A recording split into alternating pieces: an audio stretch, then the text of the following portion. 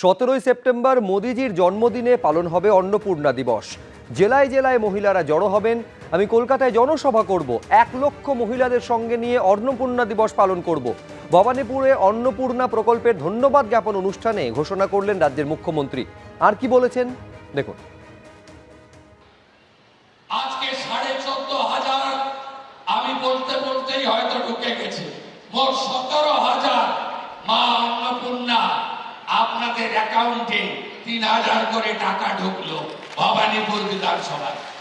এরপরেও যদি আরো যোগ্য কেউ দেখে বেঁচে বাকি থাকে, 31 জুলাইয়ের মধ্যে আবেদন করা লোকেরা পোর্টালে গিয়ে আবেদন করুন। 17 সেপ্টেম্বর মোদিজির জন্মদিন। ওই দিন গোটা পশ্চিমবঙ্গ জুড়ে আমরা অন্নপূর্ণা দিবস পালন করব। সব জেলায় জেলায় অন্নপূর্ণা প্রাপকরা জড়ো হবে।